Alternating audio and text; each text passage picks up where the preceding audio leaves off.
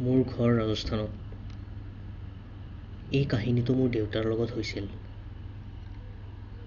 বহুত বছৰ আগৰ কথা। সেই সময়ত তেওঁৰ বয়স আছিল 15 বছৰ। তেওঁৰ স্কুলখন 30 কিলোমিটাৰ দূৰত এখন বেলেগ গাঁৱত আছিল। স্কুল যোৱা বাছখন ধৰিবলৈ 7 কিলোমিটাৰমান খোজকাঢ়ি যাব লগা হৈছিল। সেই ৰাস্তাটো এখন পথাৰৰ মাজেৰে গৈছিল। মানুহে কয় যে সেই পথাৰৰ মাছখিনি বহুত বেয়া, তাত ভূত-প্ৰেত থাকে। হয়তো গোটেই ৰাজস্থানৰ ভিতৰতে ভয় লগা ঠাই সেইখিনিয়েই। কিন্তু আমাৰ গাঁওখন বহুত সৰু আৰু ভিতৰুৱা এৰিয়া এটাত হোৱা বাবে বহুতে ইয়াৰ কথা নাজানে। সেই সময়ত দেউতাৰ এক্সাম চলি আছিল। এক্সাম পিছবেলা থকাৰ কাৰণে তেওঁৰ আহি পাওঁতে দেৰি হ'ল। বাছৰ পৰা নামি তেওঁ ঘৰলৈ আগবাঢ়িল। কিছুদূৰ আহি তেওঁ সেই খেতি পথাৰখন পালে। পথাৰখন পোৱাৰ লগে লগে তেওঁৰ ভয় লাগিবলৈ ধৰিলে। তেওঁ যাতে জলদি সেই ঠাইখিনি পাৰ হৈ যাব পাৰে তাকে ভাবি বেগাই খোজ ল'লে। ঠিক পথাৰখন পাৰ হওঁ সময়তে তেওঁ মন কৰিলে তেওঁৰ পিছফালে যেন কোনোবা আহি আছে। তেওঁ বহুত ভয় খালে। পিছফালে ঘূৰি চাই তেওঁ কাকো দেখা নাপালে।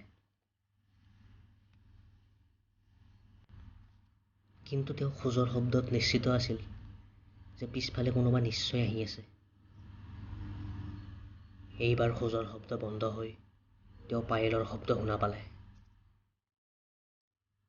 তেওঁৰ উশাহ বন্ধ হৈ গ'ল। এয়া কি হৈ আছে? হঠাৎ মাইকী মানুহৰ মাত এটা শুনা পালে, ঠিক কাণৰ ওচৰতে। তেওঁ সেই শব্দ শুনাৰ পাছত নিজকে চম্ভালি ঘৰৰ ফালে দৌৰিলে। কিছুদূৰ দৌৰাৰ পাছত আৰু সেই শব্দবোৰ নাইকিয়া হ'ল। তেওঁ তেতিয়াও ঘৰ গৈ পোৱা নাছিল। লাহে লাহে দৌৰা বন্ধ কৰি তেওঁ ঘাম মচি আগবাঢ়িল। দুখোজ দিয়েই তেওঁ আকৌ ৰৈ দিবলৈ বাধ্য হ'ল। কাৰণ তেতিয়া তেওঁৰ সন্মুখত কোনোবা থিয় হৈ আছিল। এগৰাকী মাইকী মানুহ। কলা শাৰী পিন্ধি থকা মানুহগৰাকী তেওঁৰ ফালে আহি আছিল।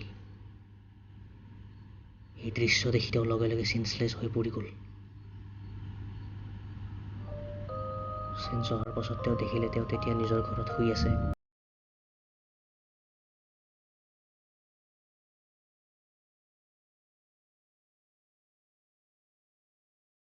তাৰ পিছৰ পৰা আৰু তেওঁক কোনোদিন অকলে স্কুলৰ পৰা আহিবলৈ দিয়া হোৱা নাছিল। দেউতাই ওচৰৰ মানুহক সোধাৰ পিছত গম পাইছিল যে সেই ৰাস্তাইদি আহিলে প্ৰায় সকলোৱে তেওঁলোকৰ লগত আৰু কোনোবা খোজকাঢ়ি আহি থকা যেন লাগে।